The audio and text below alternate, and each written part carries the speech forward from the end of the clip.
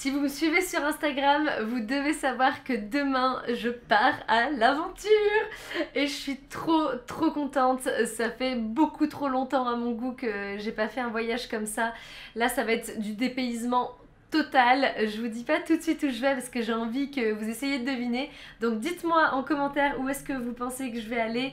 Vous allez avoir des petits indices au fur et à mesure, donc ça sera plus simple pour deviner et je vous donnerai la réponse à la fin de la vidéo. Donc comme vous pouvez le voir, je m'y prends hyper à l'avance parce que je pars demain matin quand même, hein.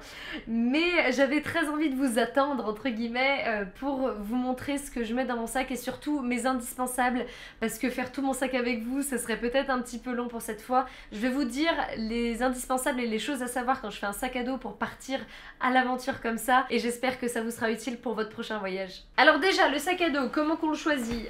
Moi j'ai pris un Deuter, je ne sais pas du tout si ça se prononce comme ça, et je l'ai acheté du coup au Vieux Campeur à Lyon. C'est un sac qui est quand même assez cher, mais je savais que c'est quelque chose qui allait me durer des années et des années, parce qu'il vaut autour des 200 € il me semble. Et surtout, allez essayer les sacs à dos si vous comptez y mettre autant dedans, et je vous conseille si vous comptez voyager longtemps.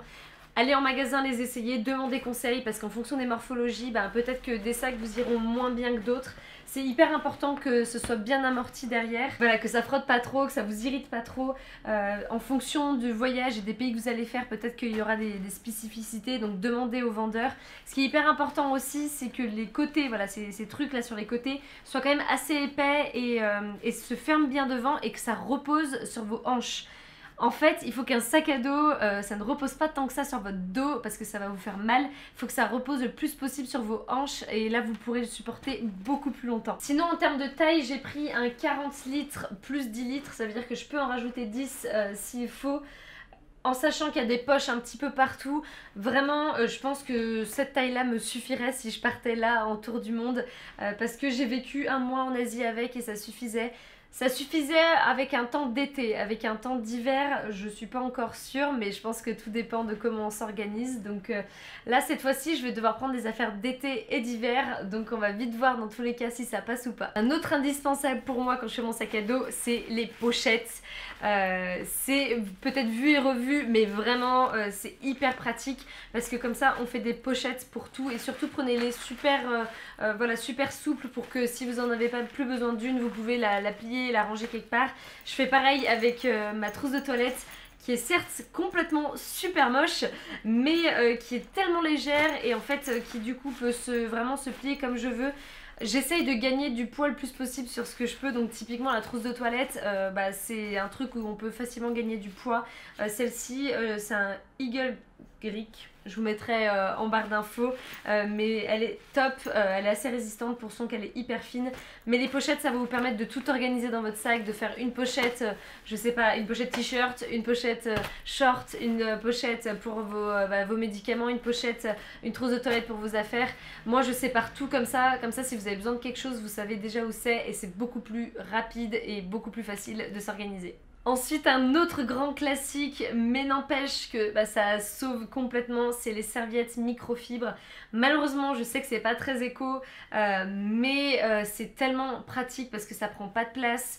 Il y en a certaines maintenant qui sont quand même assez douces et assez agréables parce que moi je n'aime pas trop cette sensation des serviettes microfibres. On n'a pas l'impression d'être séché, mais en voyage c'est vraiment un indispensable parce que il faut gagner le plus de place possible et regardez, ça prend vraiment la taille d'un petit pull ou d'un t-shirt, donc ça vaut le coup de se pencher dessus.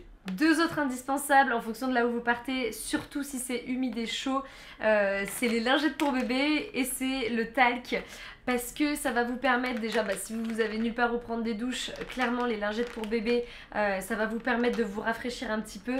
Et surtout, c'est pas seulement pour sentir meilleur, même si évidemment ça joue, mais c'est surtout pour éviter les irritations et les frottements à répétition. Surtout là, moi par exemple qui vais être à cheval, si je reste humide quelque part, il y a des chances que je m'irrite beaucoup plus facilement.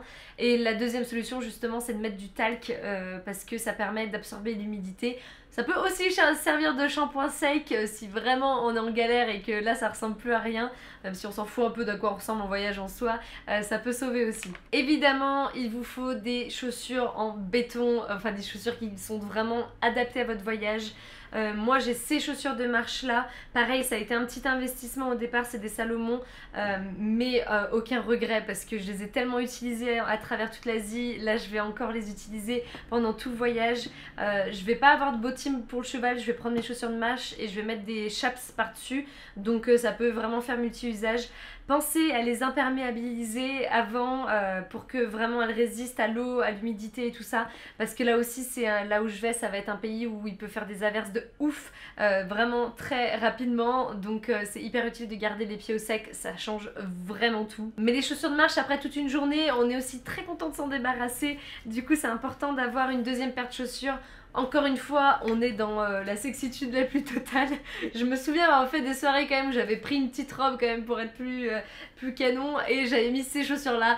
Comment péter le charme du tout au tout, mais franchement c'est des chaussures qui sont hyper confort, qui sont aussi justement waterproof, donc s'il pleut et tout ça, pas de problème.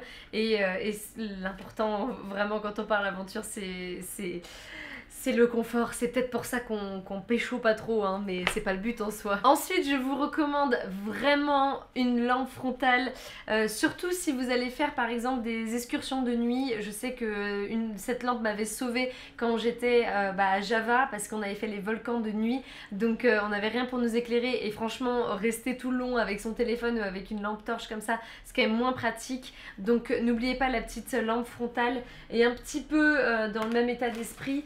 Bon, pas vraiment, mais je le place ici quand même. C'est une couverture de survie. On sait jamais, ça peut servir. Surtout, voilà, si vous attendez en fait en haut d'un volcan, d'une montagne pour le temps que le lever du soleil arrive, ça peut vraiment vous servir à vous réchauffer, ou dans le cas de situations un petit peu extrêmes aussi. Ça prend pas beaucoup de place. Là, elle est mal pliée, c'est pour ça qu'elle est aussi grosse.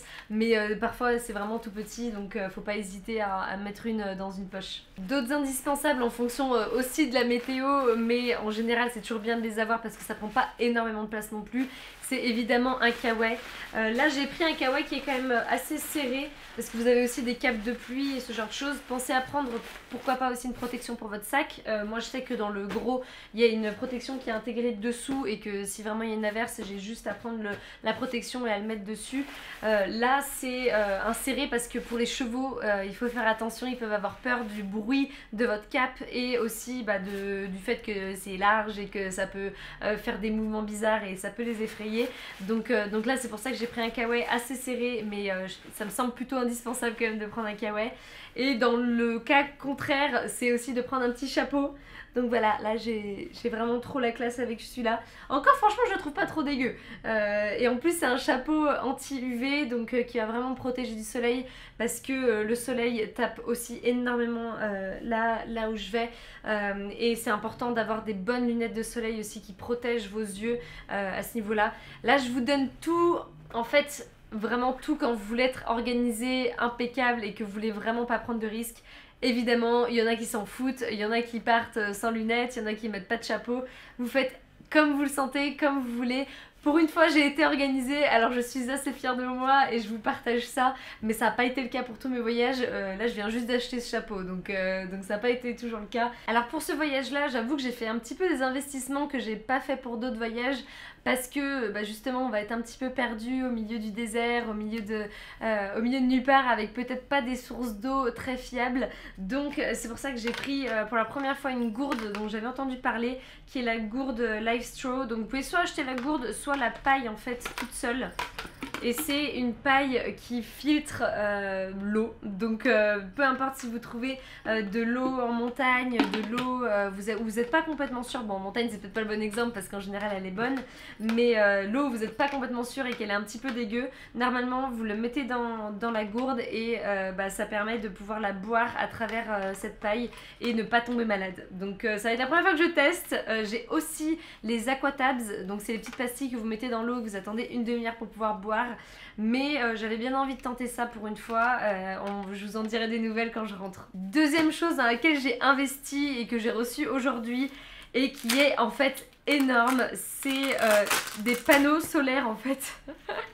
J'ai complètement craqué. C'est des panneaux solaires, mais en fait regardez la taille du truc.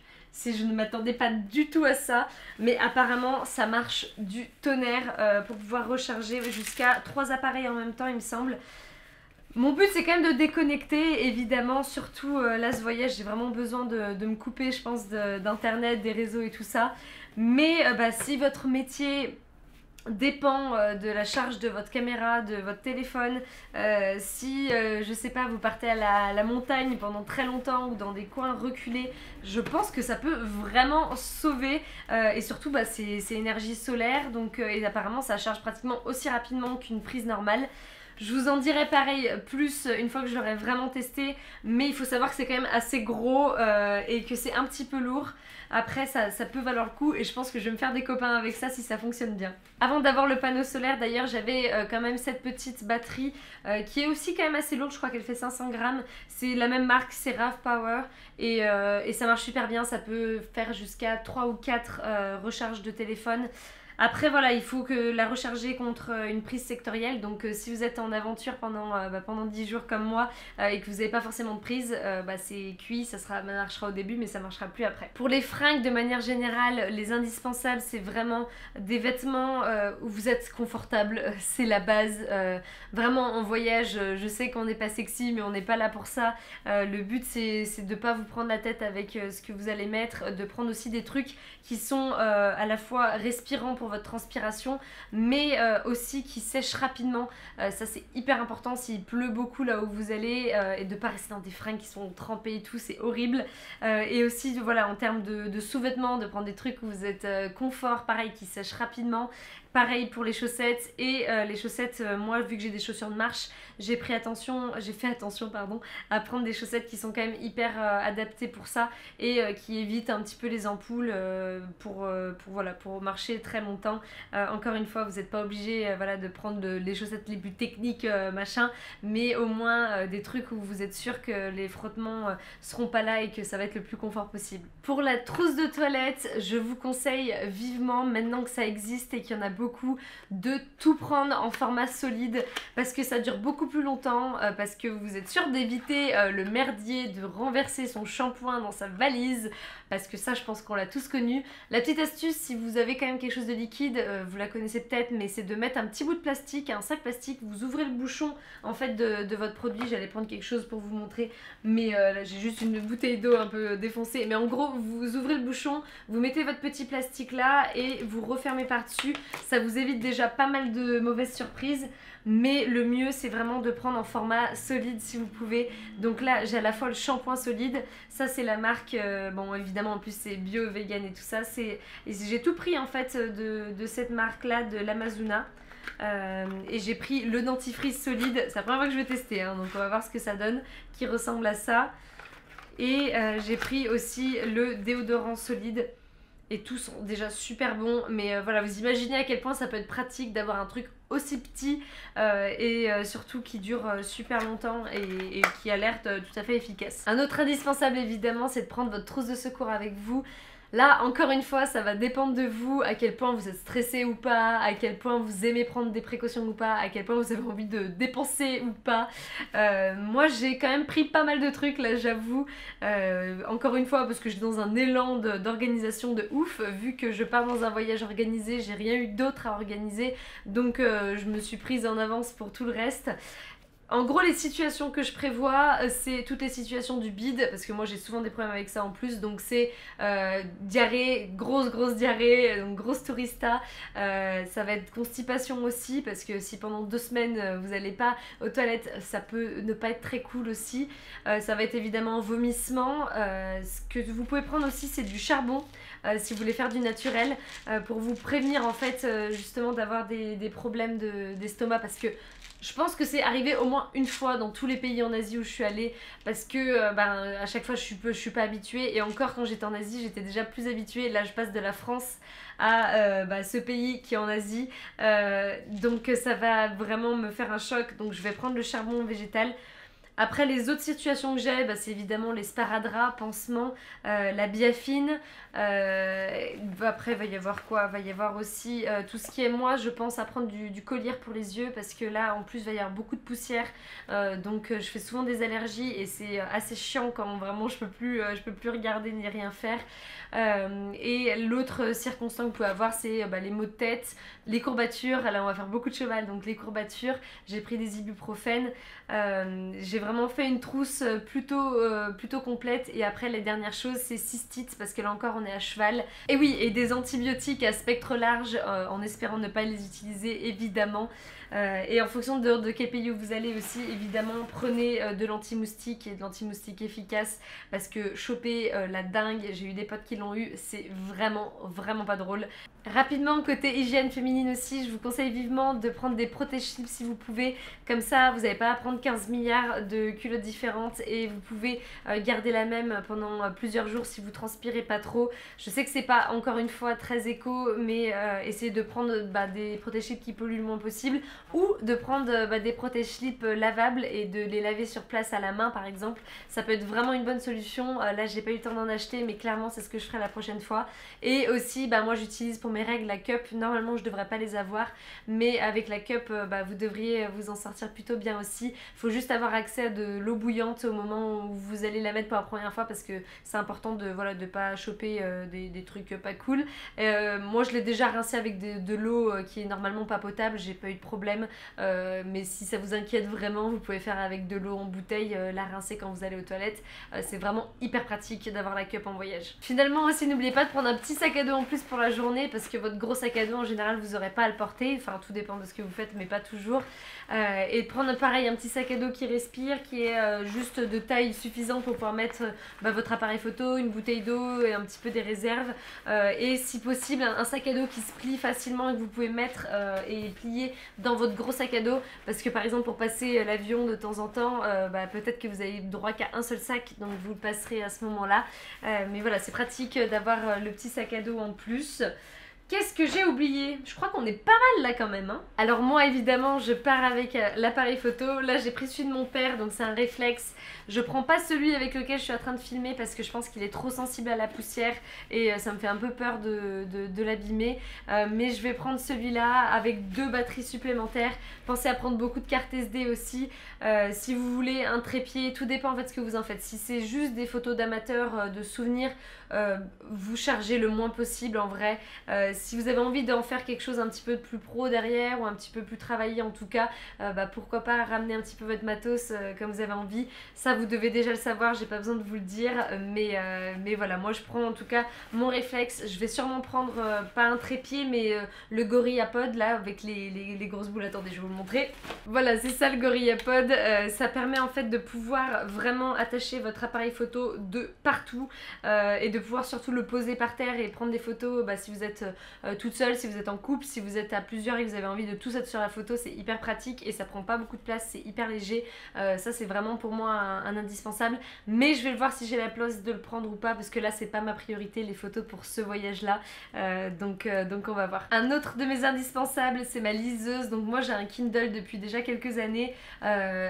En plus j'utilise vraiment plus particulièrement en voyage parce que sinon j'aime bien le ressenti des bouquins, j'aime bien avoir des livres en main, mais en voyage on n'a juste pas la place, c'est juste pas possible. Donc ça pour l'avion, pour sur place, de temps en temps si vous avez un petit temps pour lire, c'est hyper cool. La batterie dure super longtemps aussi. Je prends aussi toujours des carnets pour noter, soit des gros, soit des petits, ça dépend de la place qui me reste. Mais j'adore écrire surtout quand je suis à l'autre bout du monde, pour me rappeler un peu mes sensations, pour me rappeler mes émotions, pour me rappeler ce que je vis. Je prends pas toujours le temps de le faire, mais en général je le fais au moins 1 ou 2 fois pendant le séjour. Là je vais peut-être pas prendre un truc aussi énorme, mais un tout petit carnet, ou alors écrivez sur votre portable comme vous voulez si vous avez de la batterie. Mais pour vous souvenir, en fait on croit toujours qu'on va se souvenir des instants. C'est encore autre chose quand on les écrit, quand on les relit derrière, on se rend compte à quel point notre état d'esprit était différent, à quel point on a vécu quelque chose d'exceptionnel. Donc je vous le conseille aussi vivement. Bon écoutez, je crois qu'on est déjà pas mal. Le reste évidemment pour moi je vous en ai pas parlé mais ça coule de source, c'est plutôt les fringues, c'est plutôt, voilà, moi là j'ai prévu à la fois de la polaire, j'ai prévu aussi une parka qui est quand même une parka de ski parce qu'elle elle est à la fois imperméable et à la fois chaude à l'intérieur. Donc ça va vraiment dépendre de votre destination, c'est pour ça que j'en ai pas trop parlé. Mais prenez des vêtements confortables, prenez pas trop 3 tonnes de vêtements, genre quelques t-shirts avec les bas, un seul short, un seul pantalon ou 2 pantalons, ça suffit largement. Essayez de minimiser le plus possible, c'est votre défi aussi minimaliste. Je vous ferai une vidéo quand j'aurai plus de temps et que je pourrai vous faire plus précisément sur exactement qu'est-ce que je mets dans mon sac pour partir à l'aventure. Là je voulais vous donner mes indispensables parce que j'ai plein de petits trucs je pense qui pourront vous servir pour vos prochains voyages. J'espère que voilà, ça vous a apporté quelque chose, que ça vous aidera à faire votre valise et que vous êtes surexcité comme moi si vous êtes en train de faire votre valise justement pour partir quelque part. Et je crois qu'il est temps de vous dire où est-ce que je vais. Genre c'est le suspense de ouf, peut-être que tout le monde s'en fout, en fait c'est le suspense pour moi-même, mais moi je suis trop contente. Je pars en Mongolie et je pars pendant 12 jours avec 8 filles dont Little Gypsy sur YouTube. Je sais pas si vous la connaissez, mais si vous la connaissez pas, je vous conseille très très très vivement d'aller voir sa chaîne parce que, et son Instagram parce que je l'adore. Et en fait elle a lancé ça il y a déjà évidemment quand même plusieurs mois où elle veut faire justement des voyages avec ses abonnés. J'ai vu ça, j'ai vu la Mongolie était sur le haut de ma liste depuis très longtemps. Je me suis dit, allez, vas-y, signe de la vie. En plus, je venais de faire un beau coup au boulot où j'ai touché une belle prime. Donc c'était peut-être un peu bête de tout dépenser là-dedans, mais j'en avais trop envie. Donc tant pis, il faut savoir aussi vivre.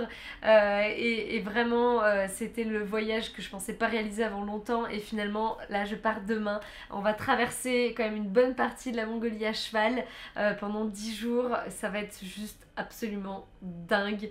J'ai trop hâte de vous raconter, de vous parler de mon ressenti, mais comme je vous ai dit sur place, je pense que je vais déconnecter le plus possible, même si je prendrai évidemment quelques photos. Donc voilà, j'espère que cette vidéo vous a plu. Moi je vous dis à très bientôt, quand même pas avant 3 semaines je pense, dans une prochaine vidéo les amis. Je vous envoie plein de good vibes, de love et voilà, ciao. Ah oui, et quand même n'oubliez pas le plus important hein, c'est votre passeport, parce que sans le passeport on va nulle part. Et ce qui est utile aussi quand même, c'est d'avoir le visa dans le passeport, donc n'oubliez pas de faire votre visa en avance. Mais c'est la première chose que moi je fais quand je pars, c'est que je mets mon passeport dans le sac dans lequel je sais que je vais partir pour ne surtout pas l'oublier. Et voilà!